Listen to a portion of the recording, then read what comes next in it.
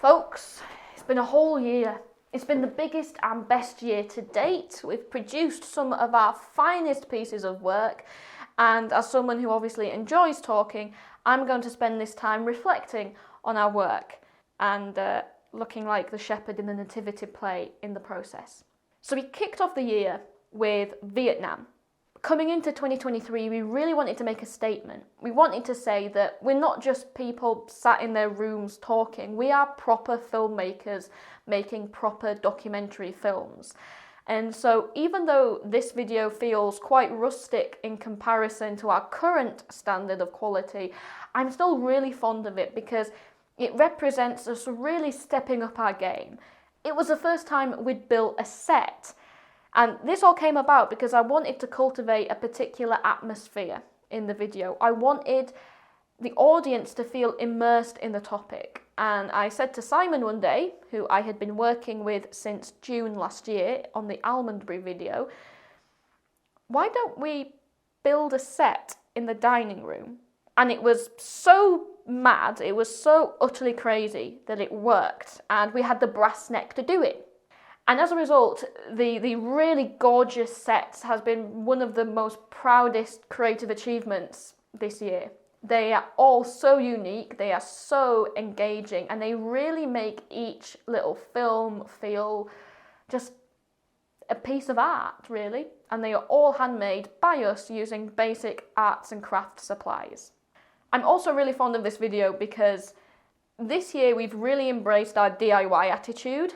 Especially when it comes to music. Music's always been a very big part of my channel, and this year we really embraced the idea that we're going to do everything ourselves.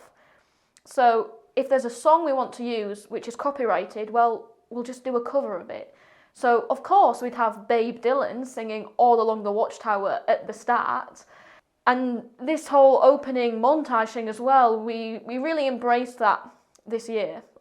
These exist to immerse the audience in the topic and the setting. You get 30, 40 seconds. Sometimes it's silly, sometimes it's just a gentle easing into the subject. Sometimes it's just, we want to have a lot of fun when we're making this.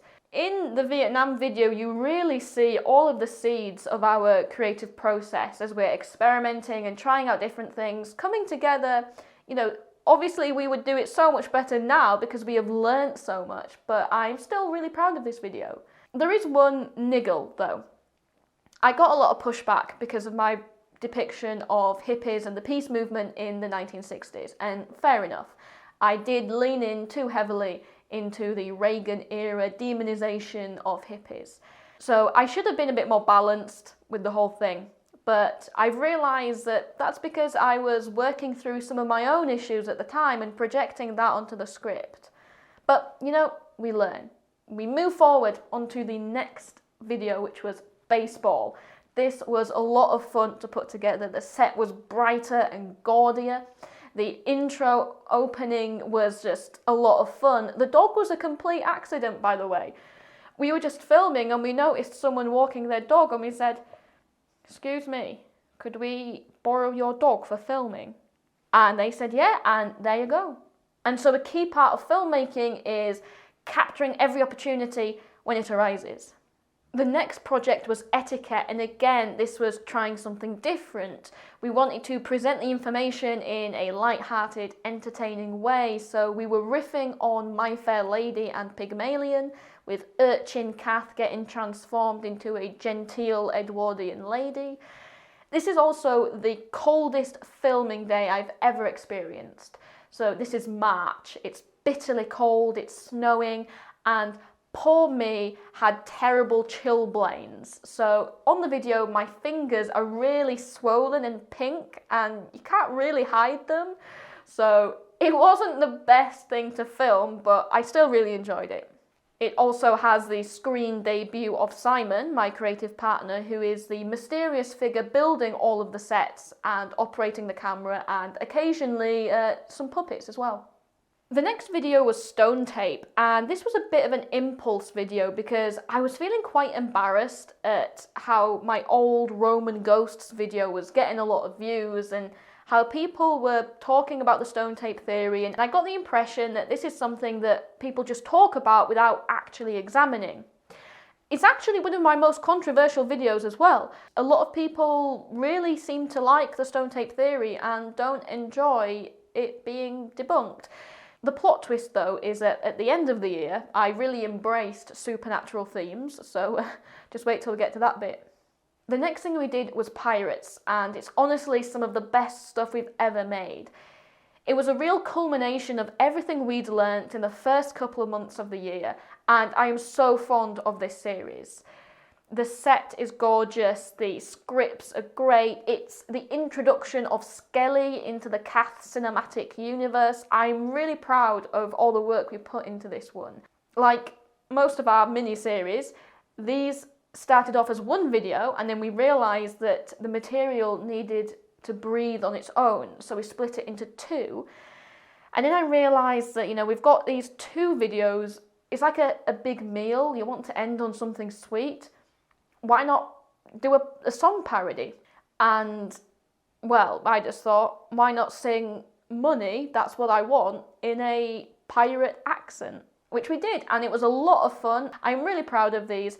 It is disappointing that they haven't got as much attention as I feel they deserve, but this is the thing, this is the nature of the beast. You pour a lot of time, money and effort into these little films. You're raising these little chicks, you're setting them free, some of them fly, some of them don't, but now to go very meta, I'm going to do a retrospective on my retrospective, because this year I reached my 5-year anniversary on YouTube. And I've been here a long time. It's been a very slow journey. Some people are very fortunate in that they get millions of views very quickly. That wasn't the case for me, because I started off not knowing anything. I was filming on my phone, my videos were really bad, and I had to learn everything as I went along. Trial and error, stumbling, until eventually I figured out what I was doing. So sometimes I think, crikey, 5 years and I've still only got this amount of views? But then I think, well, because those are 5 years that I've spent learning and growing. Anyway, there's not much else to say about this video. That has a story of my channel and the story of my journey as a historian and a filmmaker, you could say. So be sure to watch that if you're new to the channel. Next up was Leeds Minster, and this is the one which took the longest time to film. We got the idea for it in January, but it didn't come out until May. So almost halfway through the year. And that's because there was simply so much going on. There was a lot of research, a lot of shooting days, a lot of organisation. So it took a long time, but I'm really pleased with it as a result, because it has some great shots and it's a great way of presenting this history. I knew that I wanted to do something different. Growing up, I was taken to visit hundreds of historic churches, and almost always you have like a history brochure or a leaflet, and it's all about trefoils and tombs and stuff which the ordinary person often struggles to connect with. I wanted to do something different. I didn't want to do about architecture because most people aren't interested in that. I wanted to show people how the history of a church is the history of a community through time. And that when you step into a historic building, you are experiencing this patchwork quilt of history. And in a busy city like Leeds, this is one of the only places where you can interact with over 1,000 years of unbroken history. So I took a real sort of person-centred approach, a lot of focus on the people who were buried in the Minster, and how we can trace a story of Leeds through the story of this building. So I'm really proud of that, even though it is a little bit more localised content. We took a break in June because my book finally came out, and it's interesting to reflect on this whole journey because it took 2.5 years to go from acceptance to publication, and in that space of time I've changed a lot as a person. When I reflect on the book, it's almost as though by the time it did come out, the excitement of being a published author had worn off. It just became normal. It's like, oh yeah, I really did that, yeah. And sure, it is fun to see your book in bookshops and to have people buying it, but I very much feel as though it's something that I've done, I'm proud of doing, but but I'm ready to move on to the next thing. It's also funny because I spend a lot of my time explaining to people, I don't just do Yorkshire history, I do whatever I find interesting, but buy my book on Yorkshire history. But, you know, it's like, right, I've done that, what's the next thing? I've been on billboards, I've written a book, how about a BAFTA? So after a break from filmmaking, in July we returned to the Minster mini-series with a video on bell ringing, about how the story of bell ringing is really the story of a community itself. And this was a very fun video to make. It was very hands-on, lots of climbing up ladders and crawling around. And it made for a refreshing change for something, because it made the material feel intimate and living as opposed to a dry intellectual exercise. The Lost Lake Lock Railroad. This was fun. So this is probably the biggest turnaround of any video, because I saw it on the news that the railroad was going to be removed, and I was like, look, we've got to make a video about this.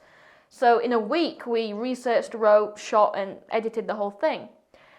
And then I was contacted by Paul Lucas, who you might know if you watch a lot of transport YouTube, who watched the video and said he was inspired to do his own research into it, and then found out that the railroad in the video was actually built later than first thought.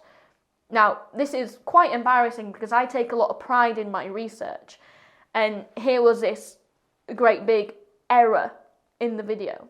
But what I've realised that this is actually the story of history itself, because with something very niche, when there's not a lot of information available, everyone just repeats the same thing.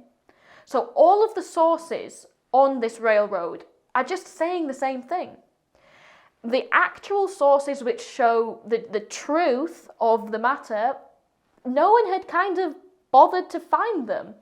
So in a way, the truth about the railroad would not have been discovered if I had not made the video. So even though there is a mistake in the video, I'm really keen to keep it as a video, because it shows people that history is always a changing process, that we're always learning and discovering new things and then have to incorporate that into our understanding. If I hadn't have made the video, Paul probably wouldn't have bothered researching this and wouldn't have discovered the truth. So in a way, I am responsible for, finding out the real story in just a very circuitous route. Next came Cowboys. This was everything we'd learnt doing Pirates, but turned up to 11. I am so proud of this series. Like Pirates, this started off as one video, quite by chance. I was watching the excellent Western miniseries, The English, and at the end it had a card saying that the world's first Western film was made in Blackburn. And I was like, oh, that would be a great video. So we started researching, and then we realised, well, this needs to be 2 videos, because we need to tell this story and the story about British Westerns as a whole. And then, well, we've made 2 videos, we could do with having a music video as well. And for a while I tried to do a medley of famous Western songs, so Big Iron, Rawhide, Old Town Road, but it didn't really work. And then by chance I discovered Convoy, and one day I was like, Convoy Cowboy. I am quite disappointed at how little attention these videos have received, because I do think it is truly some of our best work. The cinematic intros to True Brit and Empire Westerns are inspired, because who else would have the brass neck to do a cover of Ecstasy of Gold whilst burning pictures of Clint Eastwood and John Wayne? Everything in this miniseries is just dripping with creativity, ideas, and a desire to make these the best that we can. We had so much fun making these that even though it is quite difficult when something you've put so much time, effort, and money into doesn't get the reaction you'd expect, the quality of the work itself stands up on its own. This is a great struggle on YouTube. We're always told that time, money, effort, skill is directly proportionate to success, but that's not true. You are at the whims of an arbitrary and capricious algorithm, and sometimes you can really make something worthwhile, but it just doesn't get the attention it deserves. So Enough of me taking pity on myself, but it is a really great series that I'd highly recommend checking out. After Cowboys came War of the Worlds, and again, I'm really proud of these ones. We had so much fun making them. Doing a cover of Eve of the War whilst being chased through fields by a giant pink fluffy octopus. Peak Catherine and Simon. We had a lot of comments from people who really enjoyed it, who want to see more H.G. Wells. So, maybe one day we'll make a video on the time machine. I also really love the second one, the Orson Welles one, because the vibe is so great. Visually, it's just really stylish, and I really like the 4-pane montage we have in the video. That was something new, something different I was trying in my editing, and I'm quite proud of that. Next came the start of what eventually became an unintentional aviation quadrilogy. We never set out to make 4 videos about aircraft, but we did. So the whole backstory to this is that in September, I was contacted to do some TV filming, which I'm not allowed to talk about until it comes out early next year. But basically, they wanted me to make a video about an airfield. I was like, great. This is the 77 Squadron video. So we went to Yorkshire Air Museum to do some preliminary research, and as we're walking around looking at the aircraft, Simon notices a Meteor jet and starts talking about all of the accidents and the ghosts associated with it. And I think, ghosts, brilliant, Halloween special, we've got to do this. So we're now doing 2 videos, 77 Squadron and about the haunted Meteor. And so as we're writing the Meteor video, I get this feeling that there needs to be a link from ghosts to a different topic. So I think, okay, ghosts, aliens. So I Google Gloucester Meteor UFOs, and I discover this amazing story, go down the rabbit hole and go, look, we need to make this video as well. So now we're doing 77 Squadron, haunted Meteor, UFOs. Now, with Little Rissington, I knew that I wanted it to be tongue-in-cheek so that I could present the information in a fun, engaging way without coming off as an overly serious conspiracy crank. So it was very obviously going to be an X-Files parody, and because Skelly had been featured in the Cowboys and Pirates videos, there was, an opportunity there. Skelly and Mulder. We had a lot of fun making this video. It's a good example of knowing how to pick the right tone for something, because we're still presenting the information, but doing it in a way which doesn't take itself too seriously. So the end of 2023 was quite mad because we were working on 4 different aviation videos at the same time. Because as well as doing 77 Squadron, Meteor, Little Rissington, we were also doing Billy Bishop. I'll come on to that later. In October this year, I made my TV debut. At last. I had 3 whole sentences in David Olusoga's BBC Union series, which is about the history of the United Kingdom. I did this filming in February down in London, and I was just really excited to see it. And I'm super proud of this because it's the start of my illustrious media career. The next video was reading folk tales from my book. This was a bit of a stopgap between the Meteor video and the rest of the aviation ones because I didn't want to bombard you with 4 videos about aircraft. So this was just a way to have something different and sell a few books in time for Christmas. Oh, and show off my lovely cat who stole all the attention. Okay, Billy Bishop. This was fun. This also took a long time to actually get made because we were doing 3 other videos that we didn't expect to be doing. I first heard about this story from my friend and academic Michael Terry, who is writing a PhD on First World War aviation. And as soon as I heard it, I was like, this is a great story. We can definitely do something about this. So I asked for some research materials and tried to compile what is quite a controversial and sensitive topic into something interesting and engaging. I know I say it for every single video, but the set was absolutely gorgeous and the model Newport is gorgeous as well. All of the models in these videos, Meteor and Newport, were built by Simon. I contributed 1 RAF crewman on the Meteor model because I'm not very good. This video went viral and I do need to do some setting up for this. So in 2022, we had 2 viral moments when videos were getting thousands of views each day. I'd never had anything like that before. It was amazing. It meant that 2022 had the most views ever in a year. And I was super proud of that achievement. So going into 2023, I was pumped up. I was thinking, well, we're going to beat that. We're going to beat the view count for 2022. However, as time went on, it became clear that that wasn't going to happen. And this was really difficult for me because the quality of the videos we were making was far better than last year. But for some reason, they just weren't getting viewed.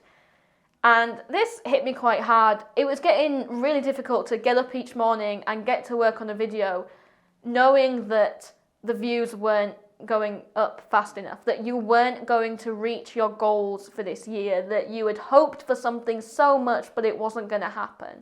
And that no matter how much work you put into a video, it's arbitrary as to whether it really hits or not. Every single video, we went in with the expectation, okay, this is the one that's going to bang. And then it didn't. And then we had to go, okay, next one, that's the one that's going to bang. To use a cricket analogy, which is odd because I've never played cricket, it began to feel like being the last batsman with 1 wicket left. And you're at there, 100 runs to chase, and you're just grinding out singles and dot balls and you're not getting anywhere and you're wondering, well, when am I going to get a good ball which I can smash into the park? So we release Bishop and it starts off very average, doesn't really do anything spectacular. And then a couple of days later, it shoots off. It's getting in 1 hour the views that I used to get in a whole day. It's incredible. And to go back to the cricket analogy, it's like, okay, the last batsman there is not doing very well, but then, bang, it hits it for 6. Smash!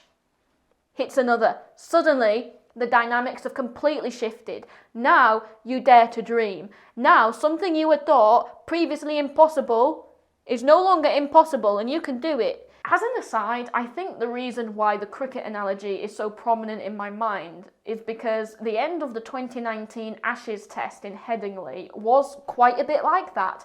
And I was working as a waitress at the time in Headingley Stadium, so I got the immense privilege of being able to watch it. Now, obviously, all of this new attention brings some controversy, especially because the topic itself was heavily contested. So... I knew going into it that this is a controversial topic, and I did try to make the script as sensitive as possible. So this is one of my controversial videos, but it's also one of my best, and I really hope you enjoyed it. I've been talking for a while, but we're finally getting to the end, because the last big video of the year is 77 Squadron. This is my first TV tie-in. I'm really quite fond of this video because we're always trying to do something different. We never really want to do what everyone else is doing. And when it comes to World War II, it's so easy to just talk about D-Day and the Battle of Britain and the Dam Busters. There's a sense that when you're confronted with the staggering human cost of this conflict, that when their sacrifices have a tangible sense of meaning, as in they died for this, then it's easier to process that. But what this means is that we don't talk about the failures. This is a raid which nobody remembers because it was a failure. This is an airfield that nobody cares about because it was this tiny airfield. These are men who died on a mission which nobody really cares about. And that supreme tragedy is quite moving. So without trying to sound twee, I'm really proud of what we did with that video because a lot of the stories of these men's lives were locked away in very specialist books or websites. Most, ordinary people would not have heard about them. But in telling their stories, we were making sure that they never truly were forgotten. And as historians, that is our supreme honour and responsibility. Costume change. So I actually filmed this video before 77 Squadron went out. And then it did go out and went woomph again. This is incredible. It's never happened to me that I've had 2 bangers in a row, and I'm just super grateful to everyone who's contributed to that by watching and sharing and engaging with the videos.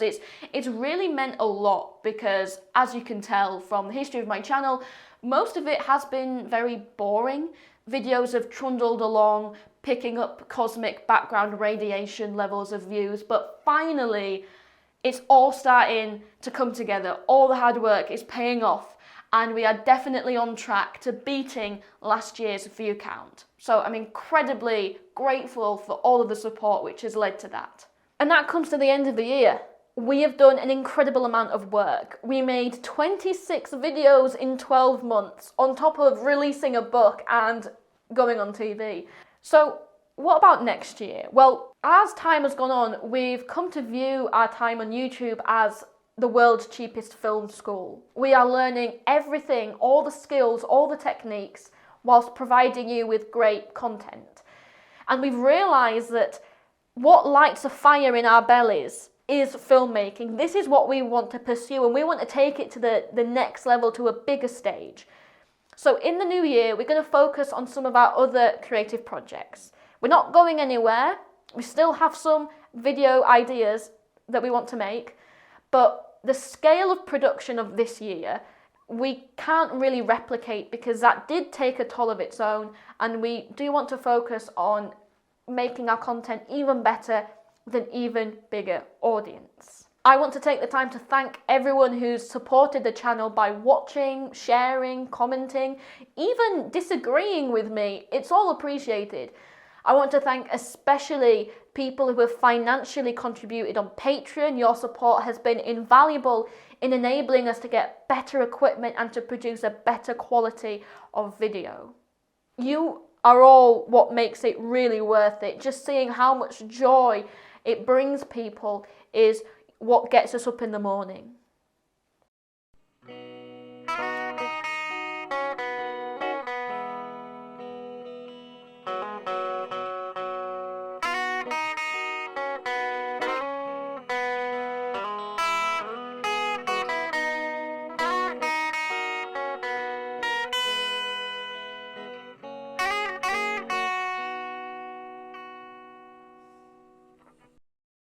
Now, before I filmed this video, I had a call out for any questions people had about anything they'd watched or read this year, and I have a couple to answer. During your research, were you able to pick up on different eras of folklore? Pre-Anglo-Saxon integration, post-Norman invasion, echoes of Roman influence, and so forth down the line? So this is really interesting because there is a big body of thought which tries to trace the roots of folklore back to historical people groups. And this is something that I've always tended to avoid, simply because you really don't know. Folklore is very nebulous as a research topic. So there could be a story which people are telling, and yeah, it might be hundreds of years old, or it might have just been made up by a Victorian writer. And so people are retroactively looking at the story, trying to find influences and connections within the story, when in reality, folklore is generally fairly universal. You see the same themes and stock characters cropping up. And so personally, I've always avoided trying to really tease apart folklore and into looking at to where the stories came from. I think it's certainly possible, you know, the idea that there's a lot of Scandinavian influence on folklore in Yorkshire because of how long the Vikings were here. Yeah, that makes sense. Absolutely, I can get behind that. But it doesn't mean that I would confidently stride out and say, yeah, all of these stories, they are from the Vikings, because there's simply no way of knowing. All of this stuff, it just fades into the mists of time. Could you explain the origins of your videos? That is, do you stumble across something interesting in your day-to-day and think, this could be an interesting video? Or do you investigate things more organically, without a video in mind? And if the idea for a video emerges, it just does. So this is a great question, and I've partially answered it in what I've said reflecting over the year. And the answer is that it's a bit of both. A lot of the videos we did this year were basically impulses. As in, I saw something, was like, oh, synapse crackle. This could make for a great video. And there you go. That happened with cowboys, with a lot of the aviation videos. Very rarely do I actually sit down and intentionally research something without a video being in mind. always when I'm reading something, I'm always thinking, you know, could I tell a story out of this?